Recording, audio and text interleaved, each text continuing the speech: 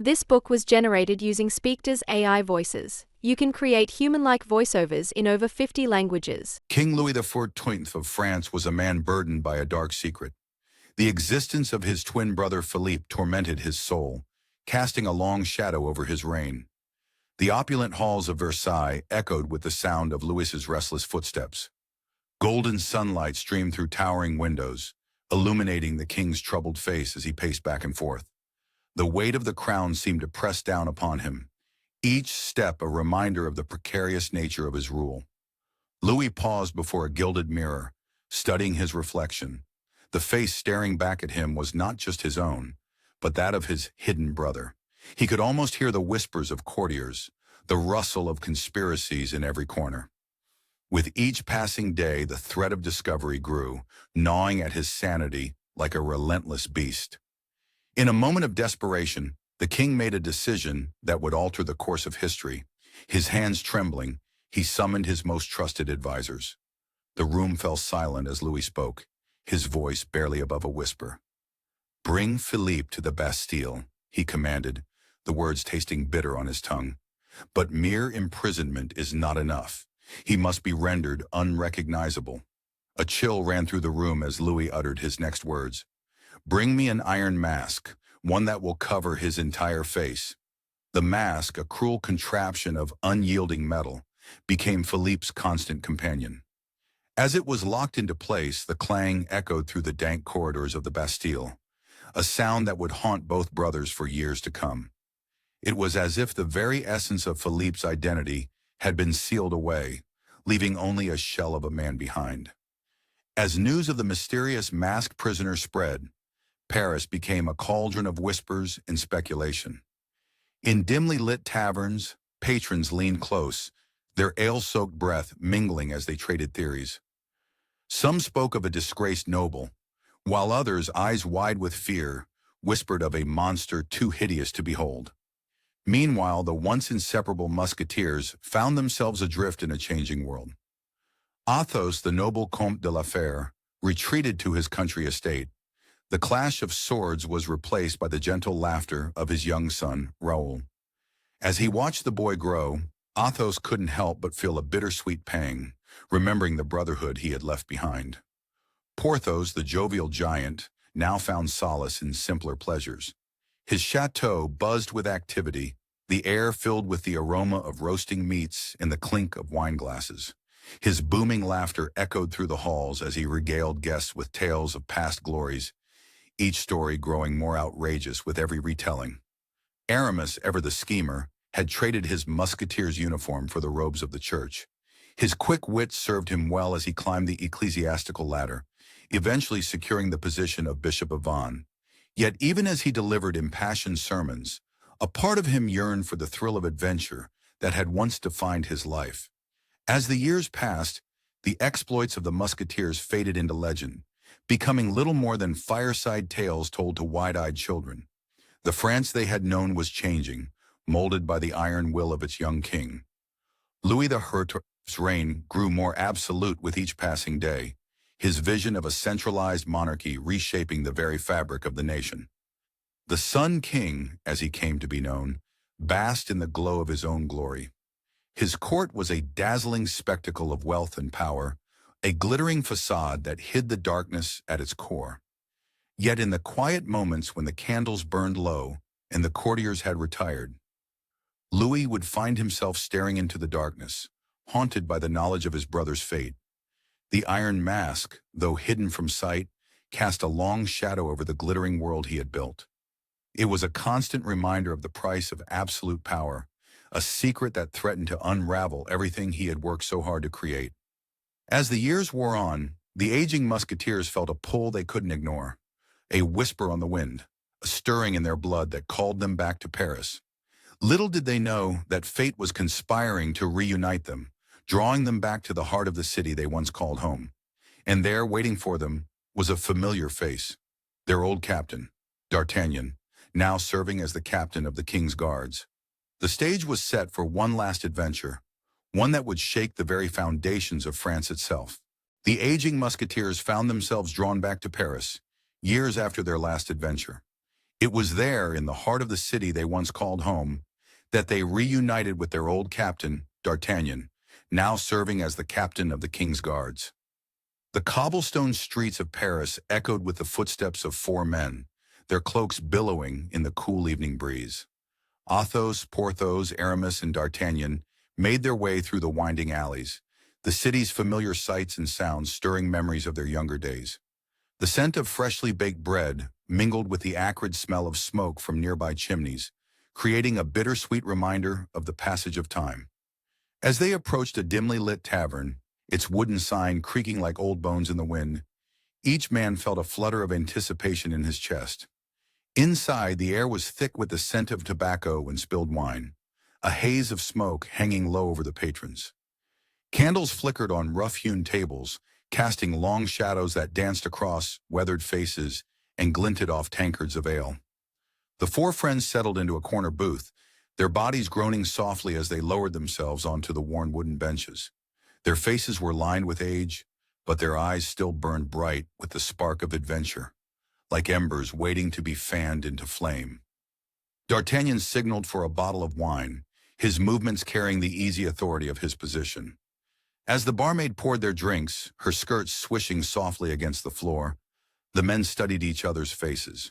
Time had etched its mark on each of them, but beneath the gray hair and wrinkles, they were still the same brothers in arms who had once sworn loyalty to each other above all else. Two old friends. Athos raised his glass, his voice gravelly with age but still carrying the quiet strength of a natural leader.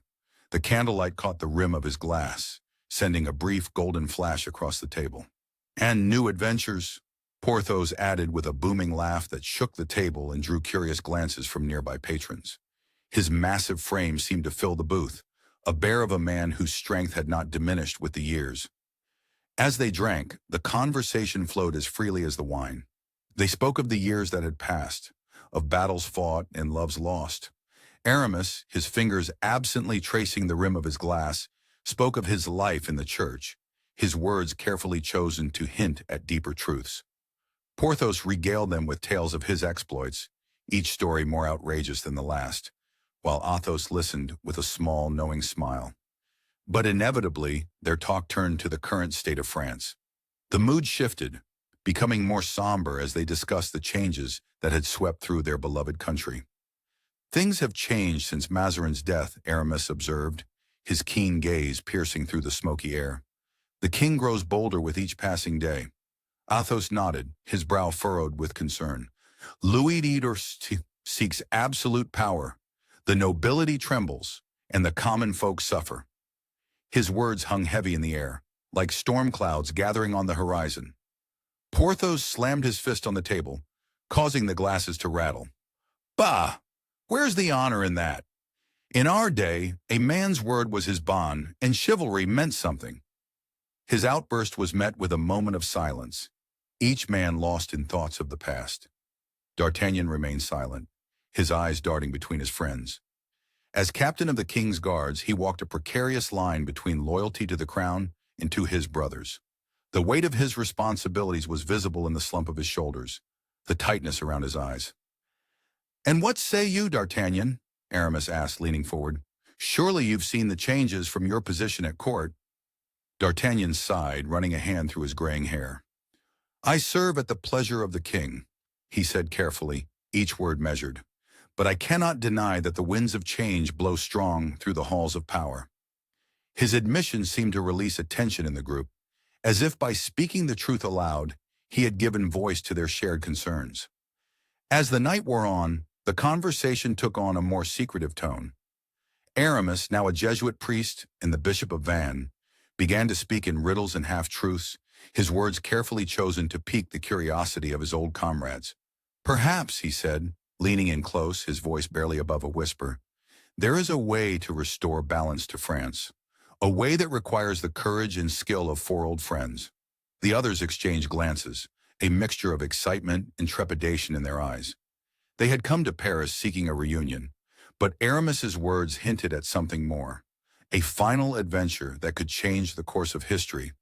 The air around them seemed to crackle with possibility, the weight of unspoken plans hanging heavy between them. As the candles burned low and the tavern emptied, the four musketeers prepared to part ways.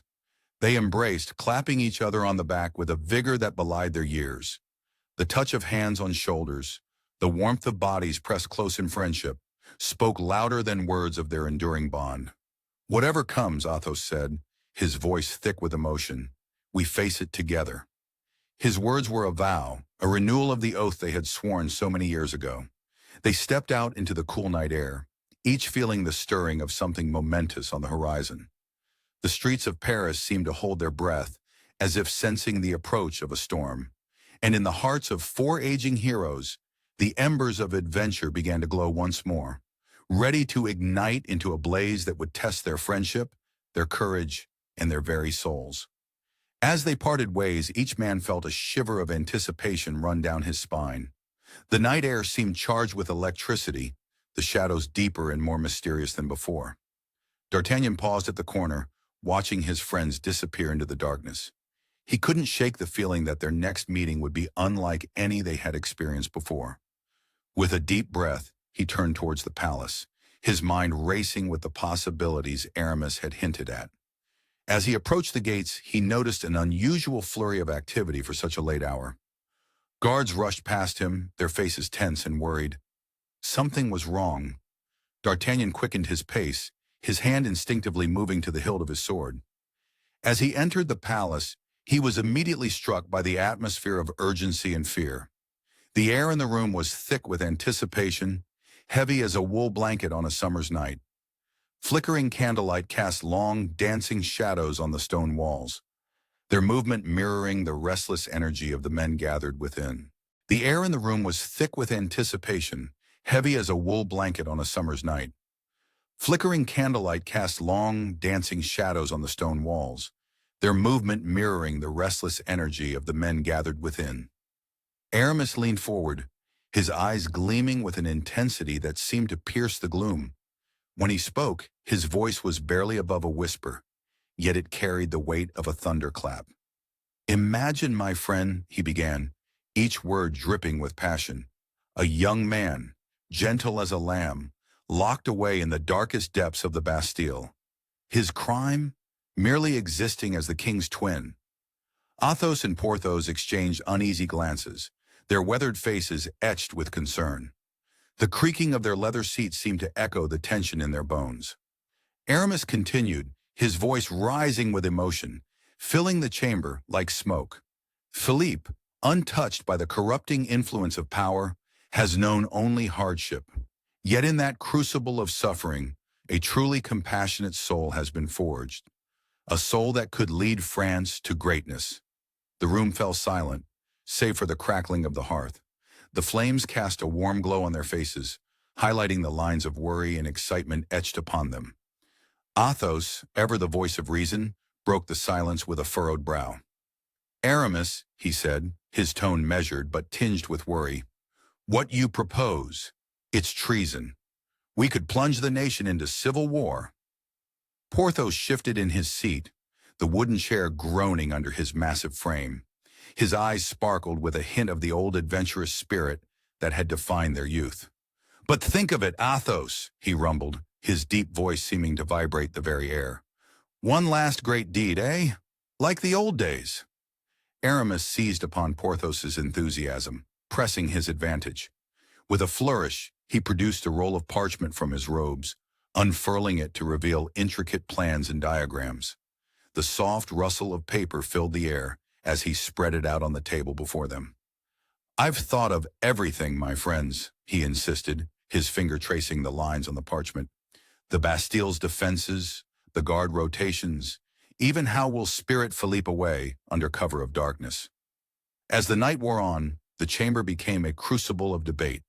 The air grew thick with tension, punctuated by moments of stunned silence and heated exchanges. Aramis countered every doubt with carefully prepared arguments, revealing the depth of his conviction and the extent of his planning. Gradually, like a fortress under siege, Athos's reservations began to crumble. The promise of righting a monumental wrong tugged at his noble heart. Porthos, already half convinced, found himself swept up in the fervor of Aramis's vision. "But how will we prepare Philippe? Athos asked, his voice softer now, tinged with resignation and a spark of hope. A lifetime in prison hardly prepares one for the throne. Aramis's eyes gleamed with triumph. We'll train him, of course. Every nuance of court etiquette, every secret of statecraft. Between the three of us, we have the knowledge to shape a king. As dawn's first light began to seep through the narrow windows, painting the room in hues of gold and pink, the three friends found themselves united once more in a common cause. They huddled close, voices low, fleshing out the details of their audacious plan. We must be cautious, Athos warned, his tactical mind already at work. The transition must be seamless, arousing no suspicion. Porthos nodded gravely, his earlier enthusiasm tempered by the weight of their undertaking. "And what of D'Artagnan?" he asked, voicing the concern that had been gnawing at them all. A heavy silence fell over the room, thick as fog. Their old friend, still loyal to the crown, posed a formidable obstacle. His unwavering devotion to King Louis XIV cast a long shadow over their conspiracy. Aramis's face hardened, a flicker of regret passing across his features. "We must proceed with utmost care," he said softly. "D'Artagnan's loyalty. It could be our undoing." As the sun rose higher, bathing the chamber in golden light, the three conspirators steeled themselves for the challenges ahead. They knew that failure meant certain death, yet the fire of their shared purpose burned brighter than their fear. Little did they know that as they plotted to reshape the future of France, D'Artagnan continued his faithful service to the king, blissfully unaware of the storm brewing among his oldest and dearest friends. As they prepared to part ways, each man felt the weight of their decision pressing down upon them. Aramis rolled up the parchment, his hands trembling slightly with a mix of excitement and trepidation. Athos straightened his doublet, his mind already racing with the logistics of their plan. Porthos cracked his knuckles, a habit born of nervous energy. Just as they were about to leave the chamber, a sharp knock echoed through the room, freezing them in their tracks. Their hearts pounded in their chests as they exchanged alarmed glances. Had they been discovered? Was their plot already unraveling before it had truly begun? The Musketeers had concocted a daring plan to liberate Philippe from the Bastille. Their hearts raced and their nerves were on edge as they prepared to put their audacious scheme into action. The air hung heavy with anticipation as Aramis approached the imposing gates of the Bastille. His clerical robes rustled softly in the breeze, a stark contrast to the thundering of his heart beneath them. The weight of their mission pressed upon him like a physical burden, each step bringing him closer to a moment that could change the course of history. As he stood before the guards, Aramis schooled his features into a mask of pious serenity. "I've come to offer spiritual comfort to the prisoners," he intoned, his voice steady despite the storm of emotions raging within. The guards exchanged suspicious glances, their eyes narrowed and probing. For a heart-stopping moment, Aramis feared their ruse had been discovered. But then, with a curt nod, they stepped aside. The fortress swallowed Aramis whole, its stone walls seeming to close in around him. The air grew thick with the despair of countless prisoners, their muffled sobs and rattling chains a haunting symphony that echoed through the twisting corridors. Each turn brought him closer to Philippe's cell, the very heart of their audacious plan. Finally, he stood before the fateful door. With a deep breath that did little to calm his racing pulse, Aramis stepped inside. There, hunched in the shadows like a wounded animal, sat Philippe. The infamous iron mask obscured his face, but Aramis could feel the weight of the young man's gaze upon him. "My son," Aramis began, his voice barely above a whisper, "I bring you news that will change your life forever." As he revealed the truth of Philippe's identity and their plan for escape, he watched the young man's body language shift. Confusion gave way to disbelief, and finally a fragile hope began to blossom. Outside the fortress walls, Athos paced like a caged lion. His keen eyes scanned the surroundings, mapping every possible escape route and potential pitfall. Nearby, Porthos flexed his massive arms, a mountain of a man ready to unleash chaos at a moment's notice. Suddenly, Porthos's booming laugh shattered the tense silence. He launched into an exaggerated tale of barroom brawls, his animated gestures and larger-than-life presence creating the perfect distraction. Guards turned their heads, drawn in by the spectacle. But even the best-laid plans can unravel in an instant. A guard, more observant than his peers, noticed something amiss in Aramis's demeanor. As he approached with narrowed eyes, Aramis felt a bead of sweat trickle down his spine, cold as ice. "Father," the guard called out, suspicion lacing his voice, "what business brings you to this particular cell?" Aramis's mind raced, conjuring a lie as smooth as silk. "Ah, my son," he replied, his tone dripping with false piety. "I sensed a soul in great turmoil here. It is our duty to offer solace to those most in need, is it not?" The guard, though not entirely convinced, nodded reluctantly and moved on. Aramis released a breath he hadn't realized he'd been holding, the close call leaving his hands trembling slightly. As they made their escape, each step felt like walking on a knife's edge. Porthos, his face contorted with effort, grappled with a group of soldiers who had stumbled upon their path. The clash of steel and grunts of exertion filled the air as he single-handedly held them at bay, his strength seeming almost superhuman in the heat of the moment. Athos, ever vigilant, spotted a patrol heading towards their rendezvous point. His mind worked furiously, calculating distances and angles. "This way," he hissed, guiding the group down a narrow alley. The sound of marching feet grew fainter behind them, but the danger was far from over. After what seemed like an eternity of heart-stopping moments and near misses, they finally reached safety. The small, nondescript house that would serve as their hideout stood before them, a beacon of hope in the gathering dusk.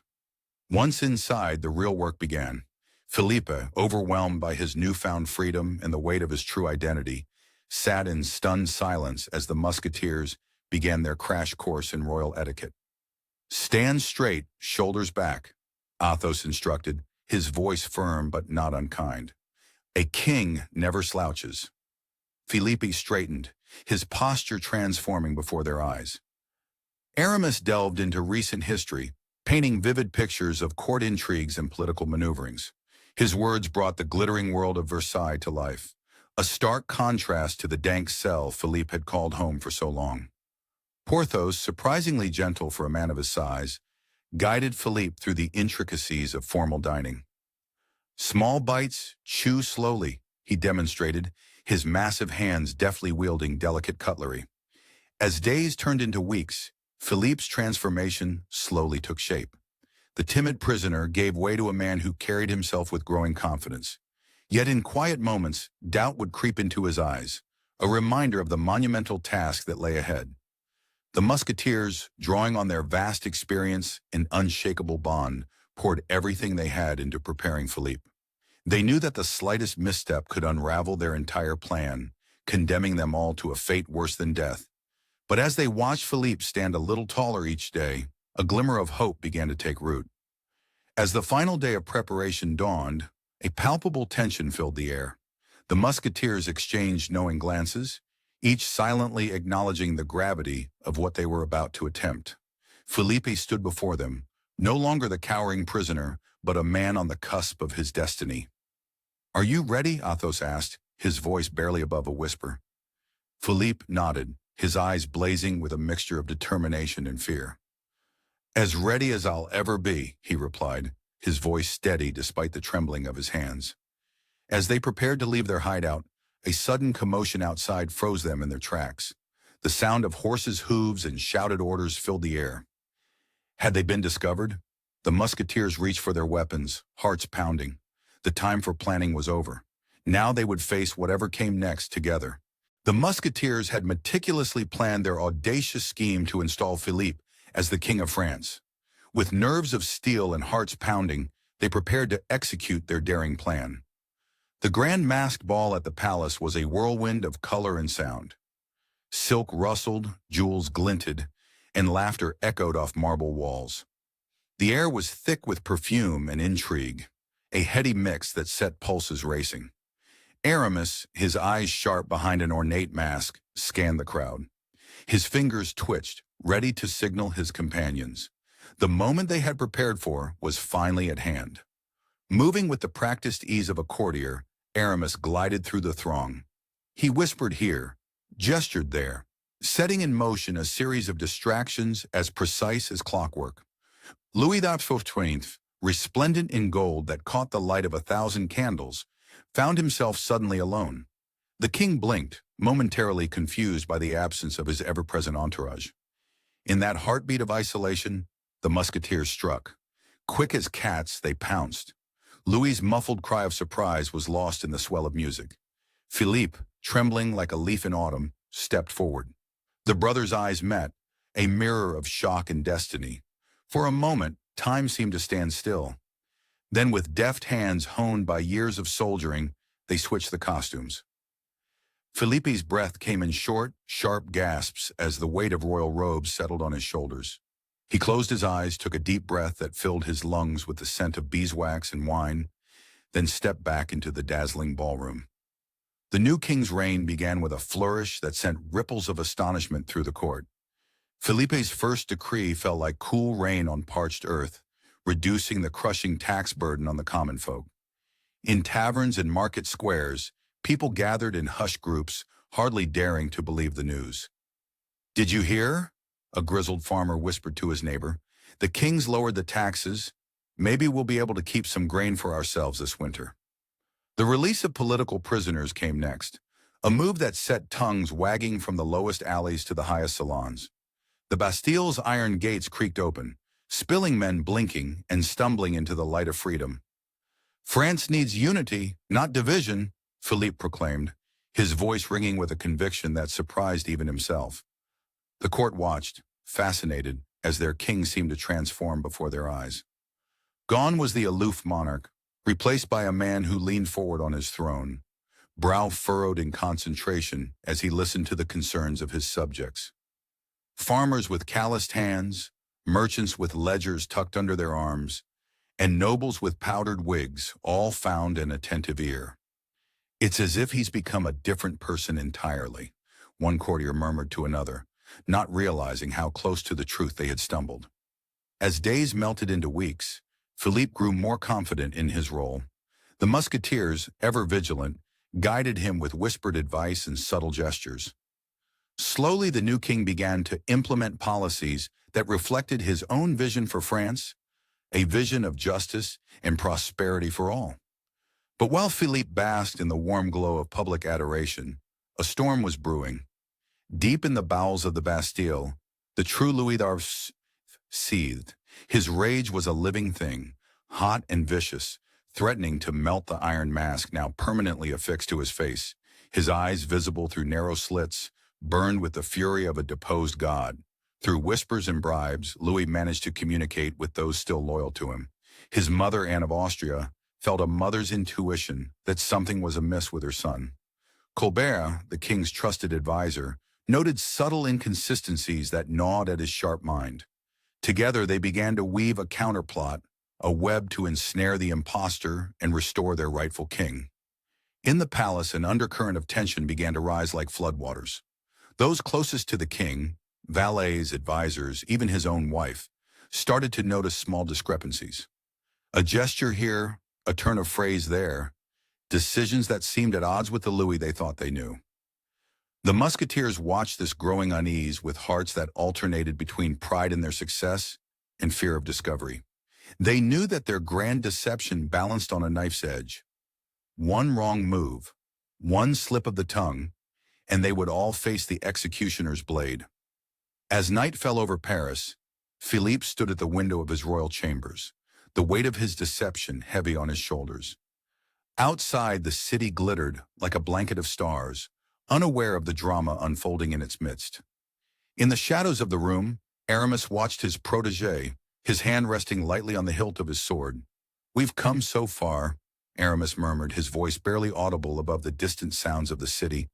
"But the real test is only beginning." Philippe nodded, his eyes fixed on the horizon. "I never imagined it would be like this," he whispered. "The weight of a kingdom. It's overwhelming." As they stood in contemplative silence, a sharp knock at the door made them both jump. A page entered, bowing low.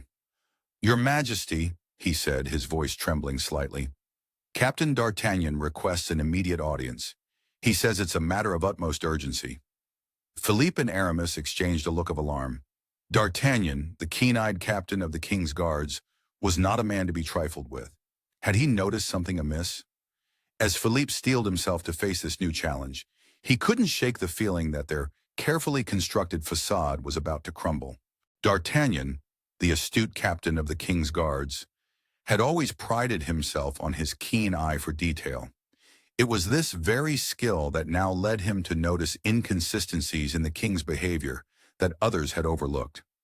The opulent halls of the palace stretched before him, a gilded maze of secrets and whispers. D'Artagnan's weathered hand rested on the hilt of his sword, a familiar weight that anchored him amidst the swirling currents of doubt. The air hung heavy with the scent of beeswax and intrigue, each breath a reminder of the weighty matters at hand. As the king strode past, D'Artagnan's sharp eyes caught the subtle changes.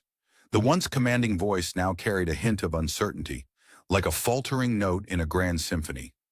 The measured, regal stride seemed slightly off-kilter, as if the very foundations of the monarchy were shifting beneath their feet.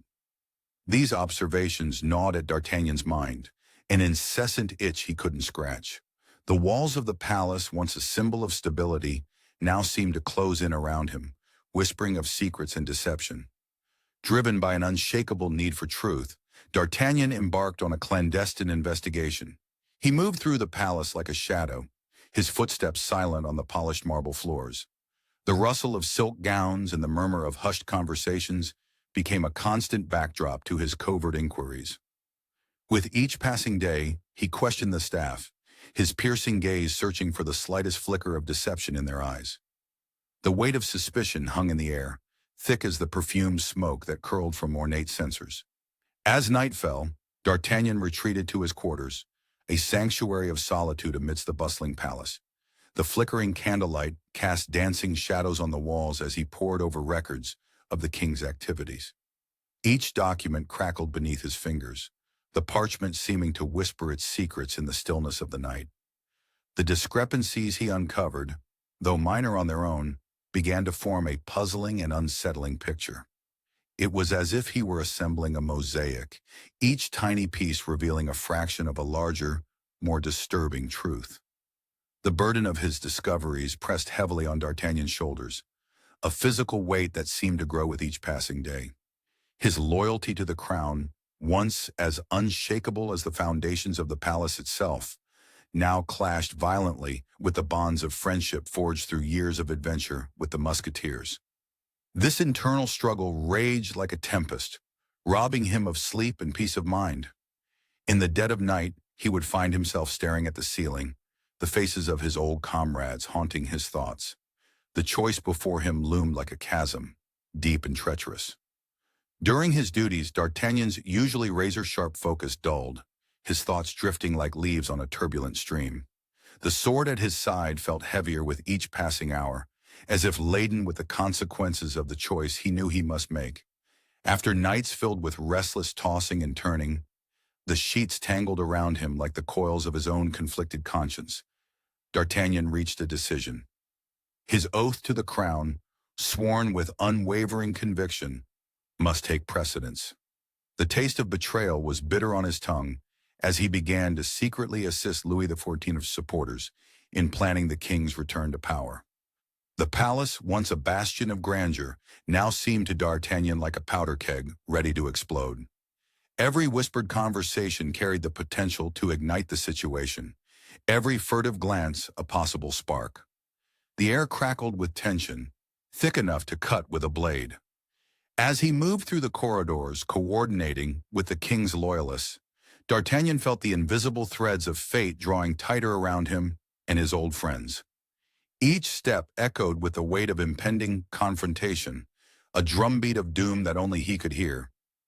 The inevitable clash loomed on the horizon like a gathering storm, dark and ominous.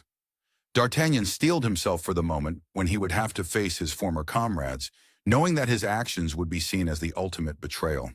The thought of crossing swords with those he once called brothers sent a chill down his spine, colder than the blade of any enemy. As the plan to recapture Philippe neared its execution, D'Artagnan could almost taste the bitterness of the impending clash. It was a flavor that mingled with the metallic tang of fear and the acrid bite of regret. The Musketeers, realizing their plot had been exposed, prepared for a desperate last stand. Their determination to protect Philippe and their vision for a better France was palpable, a force as unyielding as D'Artagnan's own resolve. The stage was set for a final, tragic confrontation. D'Artagnan, torn between duty and friendship, stood at the precipice of a moment that would define not only his own fate, but that of France itself. As he gripped his sword, the familiar leather of the hilt offering little comfort, he steeled himself to face his old friends in battle. The weight of history pressed down upon him, each breath a labor against the crushing pressure of destiny. The fate of a nation hung in the balance, suspended on the edge of a blade, as loyalty and friendship prepared to clash in a storm of steel and sorrow. As the first rays of dawn began to paint the sky, D'Artagnan's gaze fell upon the distant horizon. There, beyond the gilded walls of the palace, lay the French court, a cauldron of political intrigue bubbling with ambition and deceit.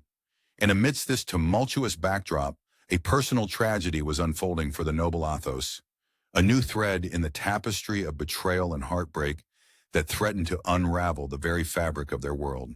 The French court was a cauldron of political intrigue, bubbling with ambition and deceit. Amidst this tumultuous backdrop, a personal tragedy was unfolding for the noble Athos. The air in Versailles was thick with perfume and whispered secrets.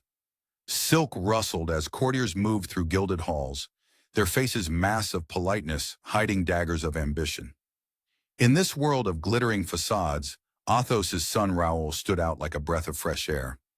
Raoul, a young vicomte with eyes that sparkled with promise, had fallen deeply in love with Louise de la Vallière. Their romance blossomed in stolen moments, a brush of hands in a crowded ballroom, shared laughter in the palace gardens.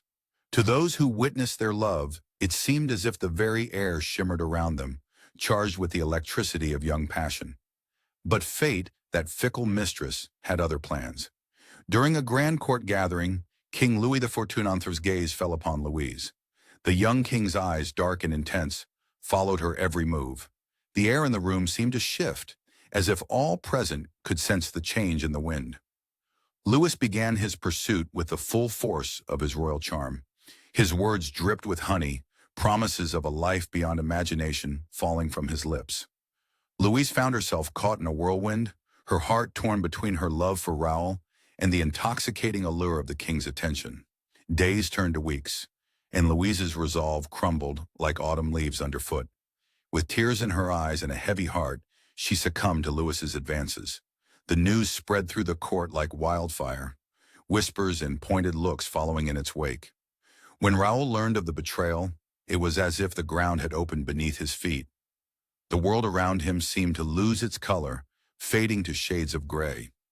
The pain of Louise's choice cut deeper than any sword, leaving a wound that no amount of time could heal. In his despair, Raoul made a decision that would alter the course of his life forever. With eyes hardened by heartbreak, he announced his intention to join a perilous military expedition to Africa. The words fell from his lips like stones, each one adding to the weight on Athos's heart. Athos pleaded with his son, his voice thick with emotion. "My boy," he said, grasping Raoul's shoulders, "there is still so much life ahead of you. Do not throw it away on a broken heart." But Raoul remained unmoved, his jaw set with determination. The day of Raoul's departure dawned gray and somber. A chill mist clung to the ground, as if nature itself mourned the young man's decision. Athos stood at the gates of their estate, watching as his son mounted his horse. As Raoul rode away, disappearing into the mist-shrouded distance, Athos felt a chill settle over his heart. Weeks passed like years for Athos, each day bringing fresh worry and sleepless nights. Then finally news began to trickle back from the African coast.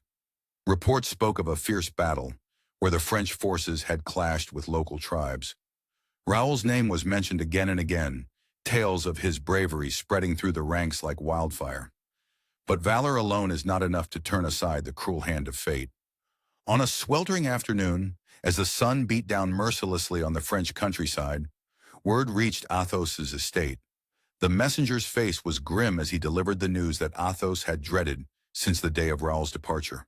Raoul, the bright and promising young vicomte, had fallen in battle, cut down in the prime of his life, his blood staining the sands of a foreign shore. As the full weight of the news settled upon him, Athos felt something inside him shatter. The world seemed to lose its meaning as grief wrapped around him like a shroud. In the days that followed, Athos's despair turned to a smoldering anger. The death of Raoul became a turning point, hardening his resolve against the king who had set these tragic events in motion. What had once been political maneuvering now took on a personal dimension, as Athos threw himself into the conspiracy to replace Louis XIV with Philippe. As the sun set on another day of plotting and planning, Athos stood at his study window, his eyes fixed on the distant horizon. The weight of his grief and anger pressed down on him, but a new determination burned in his chest. He would see this through, he vowed, not just for the good of France, but for the memory of the son he had lost.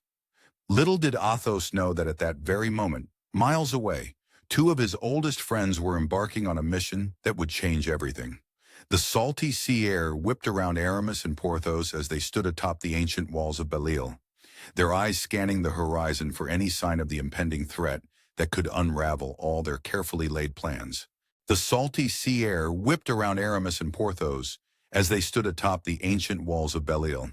Their eyes scanned the horizon, searching for any sign of the impending threat. The island, a gift from the church for Aramis's loyal service, now served as their final sanctuary. Its rocky shores and formidable fortifications stood as a silent challenge to those who would dare approach, the waves crashing against the cliffs like a constant, ominous drumbeat. The news of their betrayal had spread across France like wildfire, igniting the fury of King Louis XIV. In the opulent halls of Versailles, the monarch's rage burned hot, his pride wounded by the deception that had threatened to topple his reign. He paced like a caged lion, his footsteps echoing through the gilded corridors. "Assemble the fleet!" he roared, his voice trembling with barely contained fury. "Muster the army! I want those traitors brought to justice, dead or alive!" As the king's wrath gathered like storm clouds on the horizon, Aramis and Porthos threw themselves into preparing for the inevitable assault. The urgency of their situation hung in the air, thick and suffocating, driving them to work with the desperation of men who knew their lives hung in the balance. Aramis, his mind racing like a runaway carriage, pored over maps and battle plans. His fingers, once more accustomed to holding a quill than a sword, now traced potential attack routes and defensive positions with feverish intensity. His eyes, which had seen so much intrigue and danger over the years, now held a steely determination that masked the fear gnawing at his insides. Porthos, a mountain of a man whose strength seemed to defy nature itself, put his massive frame to work. The sound of stone scraping against stone filled the air as he hauled massive blocks to reinforce weak points in the walls. Sweat poured down his face, mingling with the salt spray from the sea. His booming voice echoed across the island as he rallied the local population, his words igniting a fire of resistance in their hearts. "Stand with us," he bellowed, his voice carrying the weight of 1,000 battles. "For your homes, for your families, for your very lives." As they worked, the weight of their situation pressed down upon them like a physical force. The odds they faced were overwhelming, a tidal wave of royal might poised to crash down upon their small island fortress. Yet in the face of such daunting prospects, their resolve only hardened, like steel tempered in the hottest fires. In quiet moments between frenzied preparations, Aramis and Porthos found themselves drawn together. They would stand in silence, looking out over the churning sea, the bond of their friendship a tangible presence between them. Years of shared adventures, triumphs, and hardships had forged a connection stronger than blood. "Do you regret it, old friend?" Porthos asked one evening, his voice uncharacteristically soft, barely audible above the constant roar of the waves. Aramis turned to him, a sad smile playing on his lips. The fading light of the setting sun cast long shadows across his face, accentuating the lines of worry etched there. "Regret? No. Question, perhaps, but never regret. We acted on our principles, Porthos. That's all a man can do in this world." Porthos nodded, clasping Aramis's shoulder with a hand that could crush a stone. The warmth of the gesture contrasted sharply with the chill of the evening air. "Then we'll face whatever comes together, as we always have." As the days passed, tension mounted on the island like a coiled spring. The air grew thick with anticipation. Every gust of wind, every distant bird cry, setting nerves on edge. Aramis and Porthos moved among the defenders, their presence a balm to frayed nerves, their confidence infectious. But in the quiet of night, when sleep eluded them, they couldn't help but wonder if they were merely delaying the inevitable. Then on a morning when the sun struggled to pierce through a veil of mist, it happened. A cry went up from the watchtower, a sound that sent a chill through every heart on Belle-Île. Ships! Ships on the horizon! Aramis and Porthos rushed to the battlements, their hearts pounding in their chests like war drums. As they reached the top, the mist began to clear, revealing a sight that took their breath away. The sea, as far as the eye could see, was filled with ships. Their sails billowed in the wind, a forest of canvas bearing down upon the island. The might of France had arrived, and it was a terrifying spectacle to behold.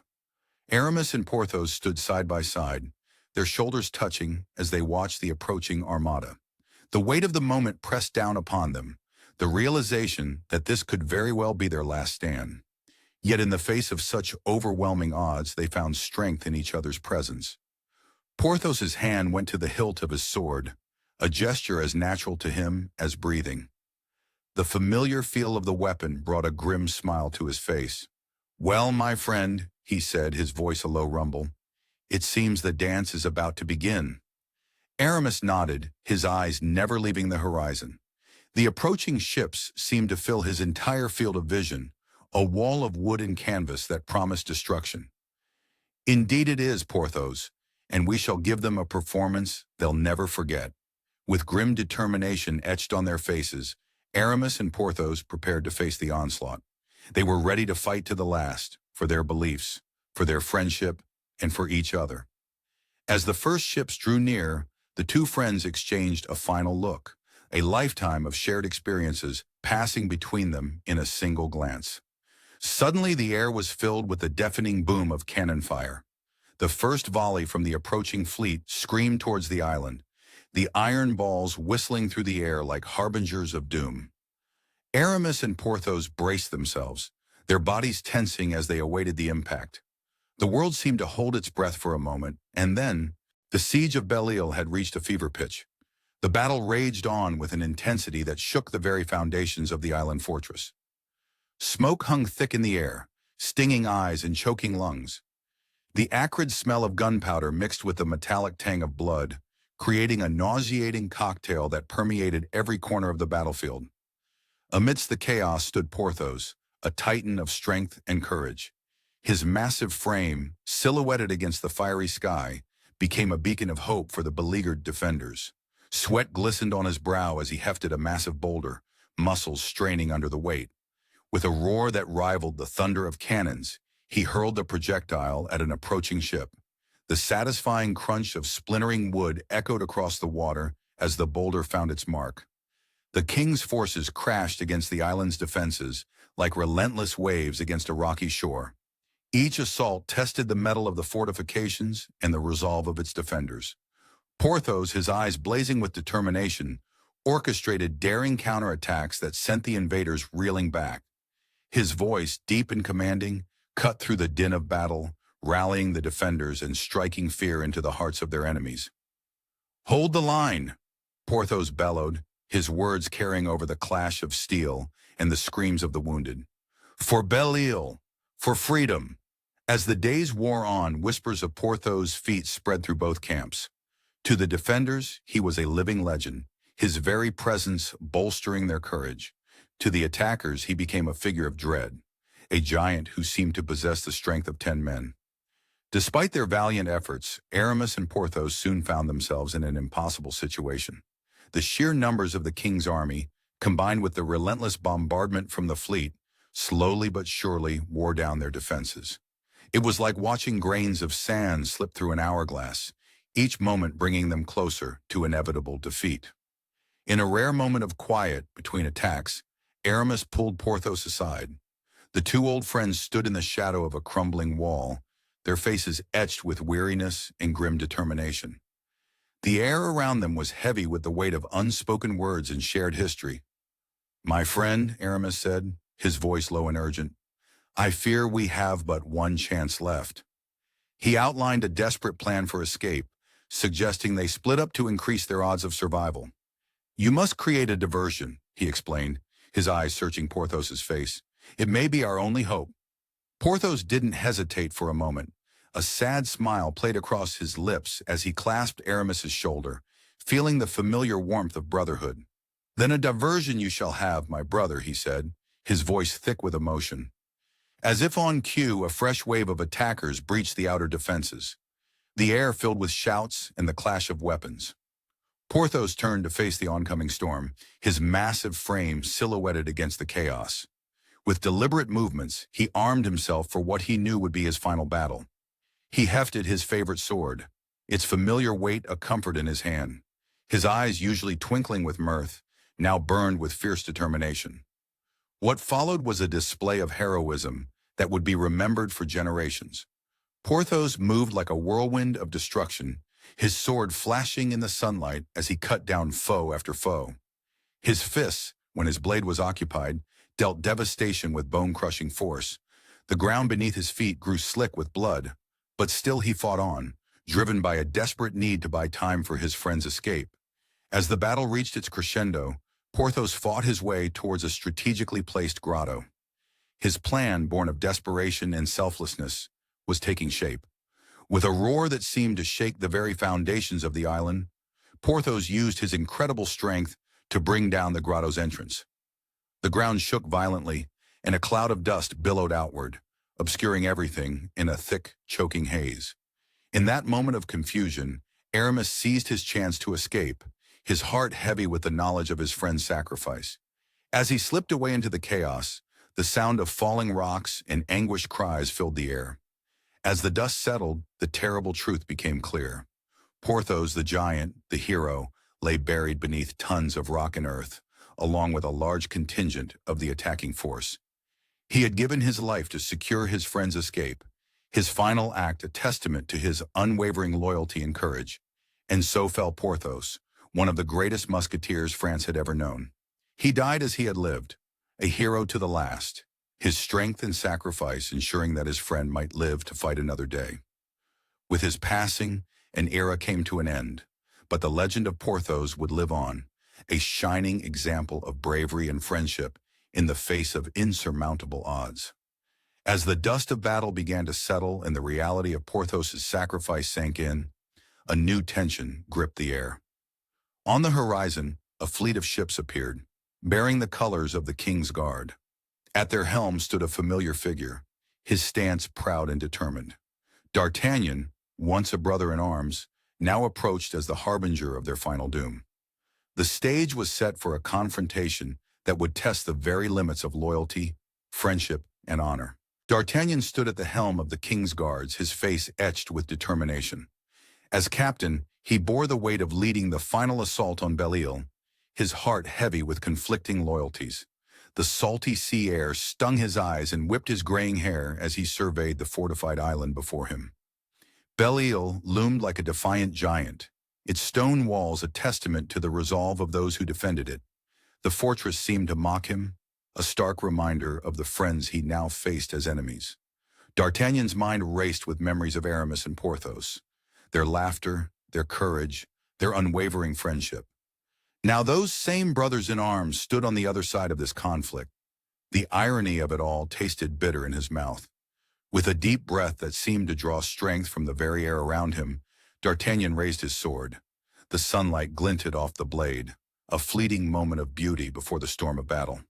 As if responding to an unspoken command, the air erupted with the thunderous roar of cannons and the battle cries of men. D'Artagnan's eyes darted across the battlefield, his tactical genius shining through as he directed the attack. Each command was precise, each movement calculated. He was a master chess player, anticipating every move, countering every strategy. The clash of steel on steel filled the air as D'Artagnan found himself in the thick of the fighting. His sword flashed like lightning, years of experience guiding every thrust and parry. Despite the gray in his hair and the lines on his face, he moved with the grace of a much younger man, a whirlwind of steel and determination. The defenders, inspired by Porthos's earlier sacrifice, fought with a fervor that matched D'Artagnan's own. Each inch of ground was paid for in blood and sweat. The air was thick with the metallic scent of blood and the acrid smell of gunpowder. D'Artagnan felt a grudging admiration for their bravery, even as he sought to overcome their defenses. Suddenly, through the chaos of battle, a familiar figure caught D'Artagnan's eye. Aramis, his old friend and brother-in-arms, was attempting to escape. Time seemed to slow as their eyes met across the battlefield. In that moment, D'Artagnan felt the full weight of his divided loyalties crushing down upon him. His duty to the crown pulled at him like an anchor, urging him to pursue. Yet his heart, filled with memories of shared adventures and unbreakable bonds, begged him to turn away. For a crucial moment, D'Artagnan hesitated, torn between two halves of his soul.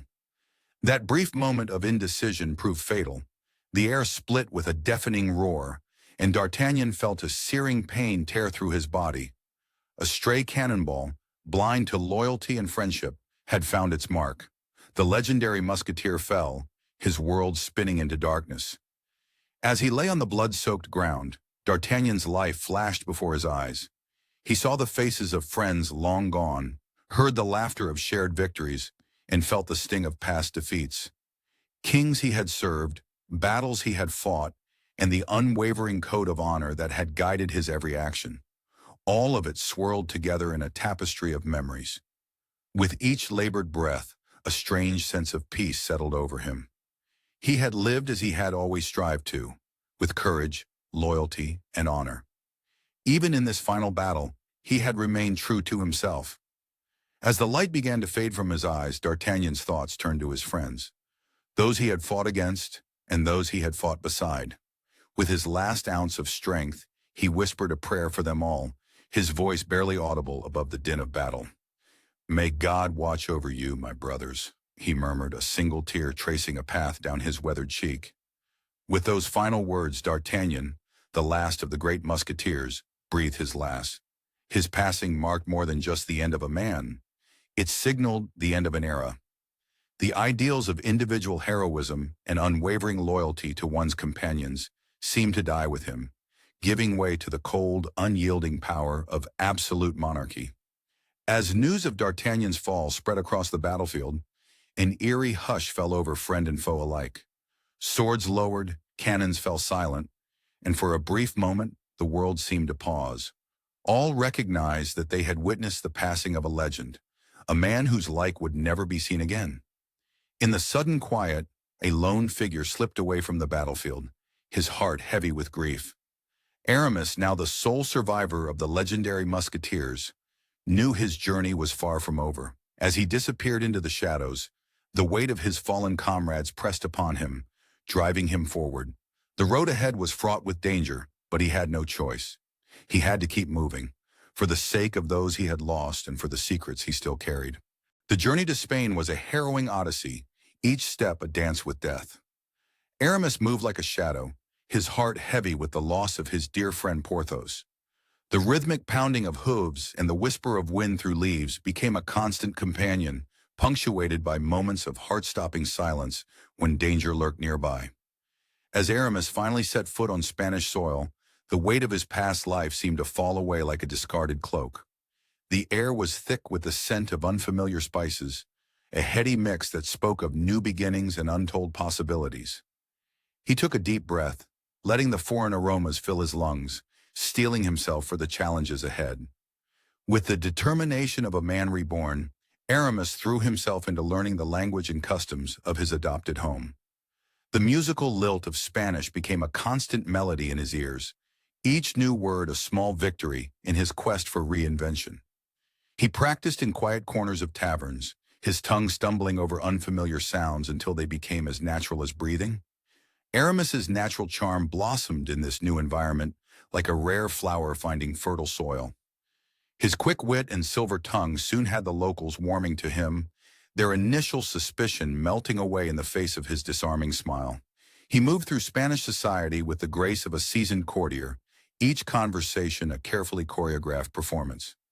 In the glittering halls of the Spanish court, Aramis found a new arena for his talents. The opulent surroundings with their gilded mirrors and intricate tapestries became the backdrop for his greatest performance yet. His past as a man of the church lent him an air of respectability, while his sharp mind and strategic thinking quickly caught the attention of those in power. He wove a web of alliances and favors, each thread carefully placed to support his ascent. As the seasons changed and years passed, Aramis's influence grew like a slowly rising tide. The complex world of court intrigues became his playground, where a misplaced word could spell ruin and a well-timed favor could open doors to untold power. He navigated these treacherous waters with the skill of a master sailor, always keeping his ultimate goal in sight. The day Aramis was granted the title of Spanish Duke felt like a victory and a betrayal all at once. As he knelt before the Spanish monarch, the weight of his new coronet seemed to press upon his conscience. The cool metal against his brow was a stark reminder of how far he had come and how much he had left behind. He had achieved greatness, but at what cost? The ghosts of his past whispered in his ear, reminding him of the friends he had left behind. From his lofty position, Aramis kept a watchful eye on his homeland. He cultivated a network of spies and informants, their whispered reports painting a picture of a France that seemed both familiar and foreign. Each piece of news was a double-edged sword, satisfying his curiosity while stoking the embers of homesickness that smoldered in his heart. King Louis XIV, the man who had once been both his greatest hope and his ultimate downfall, remained a figure of fascination for Aramis. He followed the Sun King's actions with the intensity of a chess master, studying an opponent's moves, always wondering what might have been if their final confrontation had ended differently. In the quiet of his study, surrounded by the trappings of his new life, Aramis often found himself lost in reflection. The memories of his final adventure in France played out before his mind's eye, like scenes from a tragic play. He saw Porthos's valiant last stand, the ground shaking beneath their feet as the fortress crumbled. He heard Athos's words of wisdom, a steady voice of reason in the chaos. He felt the sting of D'Artagnan's disappointment, a wound that cut deeper than any sword. These ghosts were his constant companions, reminding him of the high price of ambition. On nights when the weight of the past became too heavy to bear, Aramis would pour himself a glass of fine Spanish wine. The rich ruby liquid glowed in the candlelight, a stark contrast to the shadows that seemed to gather around him. Raising it to the empty chairs around him, he would toast the memory of his friends, his voice thick with emotion as he recounted their shared adventures. In these moments, the distance between his old life and new seemed to shrink, if only for a heartbeat.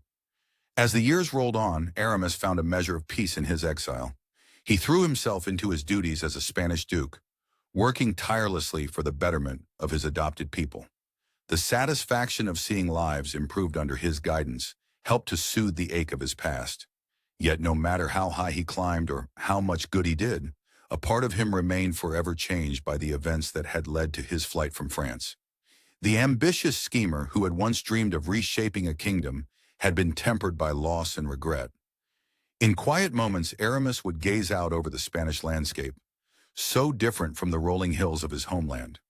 The sun-baked earth and rugged mountains were a constant reminder of how far he had come from the lush forests of France. Though he had found purpose and even happiness in his new life, he was forever marked by the high cost of his last great scheme, carrying the weight of his shared history with his fallen comrades like a hidden wound that never fully healed. As Aramis stood at his window one evening, watching the sun dip below the horizon, a messenger arrived with urgent news from France. The letter, sealed with the royal crest, trembled in his hand. With bated breath, he broke the seal, his eyes scanning the contents. His face paled, and the letter slipped from his fingers.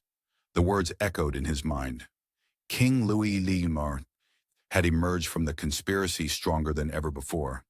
Aramis's carefully laid plans had not only failed, but had inadvertently strengthened the very power he had sought to challenge. As night fell, Aramis was left to wonder, what new trials awaited him in this ever-shifting Game of Thrones? King Louis XIV emerged from the conspiracy not just unscathed, but stronger than ever before. His power had become more absolute, his grip on the throne tighter than the iron mask that now concealed his brother's face. The air in the palace hung heavy with the scent of fear and ambition. Sunlight streamed through tall windows, casting long shadows across marble floors where courtiers tiptoed, their whispers barely audible. Louis strode through the halls, his footsteps echoing like thunderclaps, each step a reminder of his newfound strength. With a wave of his hand, Louis set in motion a merciless purge. Dungeons filled with the echoes of rattling chains and muffled sobs, as those who dared question his authority found themselves swallowed by stone walls. The king's eyes, once warm, now gleamed with a cold fire as he personally oversaw the rooting out of any lingering opposition. On a windswept island in the Mediterranean, Philippe, the king's twin, faced a fate worse than death. The fortress on Ile Sainte-Marguerite loomed against a steel-gray sky, its walls unyielding as the waves that crashed against the rocky shore. Inside, Philippe's world shrank to the confines of a dank cell, his face forever hidden behind the cruel embrace of an iron mask. Louis stood atop the fortress walls, the salt-laden wind whipping at his cloak. His heart raced, a mix of triumph and unease coursing through his veins. He knew that as long as Philippe drew breath, a shadow would linger over his reign. The king's jaw clenched, his resolve hardening like the iron that imprisoned his brother. Miles away, in a once grand country estate, Athos retreated from the world. The loss of his son Raoul and his dearest friends had hollowed him out, leaving behind a husk of the proud musketeer he once was. Overgrown gardens whispered of neglect, while inside Athos wandered empty halls like a ghost. Under the spreading branches of an ancient oak, Athos sat, his calloused fingers tracing the intricate designs on his sword hilt. The weight of memories pressed down on him, laughter shared over bottles of wine, the clash of steel in friendly duels, the unbreakable bond of brotherhood. Now those memories were all that remained. As news of Athos's passing reached the glittering court, it felt as if the last flicker of a bygone era had been snuffed out. The age of honor and loyalty, embodied by the Musketeers, faded into legend, replaced by the cold calculations of absolute monarchy. With his enemies vanquished, Louis turned his gaze to the future. Versailles rose from humble beginnings, transformed by the king's vision into a breathtaking testament to royal might. Marble halls stretched endlessly, their polished surfaces reflecting the opulence of a reign that knew no bounds. In the Hall of Mirrors, Louis stood tall, sunlight fracturing around him in a dazzling display. Courtiers bowed and scraped, their eyes filled with a mixture of awe and fear. Foreign ambassadors marveled at the splendor, knowing that their own palaces paled in comparison. Louis basked in their adoration, feeling the weight of his power settle comfortably on his shoulders. Yet even as he reshaped France in his image, reforming the military and expanding borders, a nagging doubt lingered in the corners of Louis's mind. The memory of his masked brother, locked away on that lonely island, served as a constant reminder of the price of absolute power. As twilight painted the sky in hues of purple and gold, Louis retreated to his private chambers. He gazed out over the magnificent gardens of Versailles, where fountains danced and hedges stood in perfect formation. The king's reflection stared back at him from the polished glass, and for a moment he saw not the face of Europe's most powerful monarch, but that of a man forever marked by the conspiracy that had nearly toppled him. In the quiet of the night, when the last echoes of courtly intrigue faded away, Louis XIV, the Sun King, stood alone. He had achieved unparalleled glory, yet the cost weighed heavily upon him. As he closed his eyes, he could not shake the feeling that somewhere, behind an iron mask, his own face was staring back at him, a silent testament to the fragile nature of even the most absolute power. The legacy of the Musketeers, of honor and friendship, had given way to a new era of glittering facades and iron-fisted rule. As the chapter of their lives closed, a new one opened, one where the sun never set on the reign of Louis XIV, but where the shadows of the past would forever linger, a reminder of the price paid for glory. This book was generated using Speakter's AI voices. You can create human-like voiceovers in over 50 languages.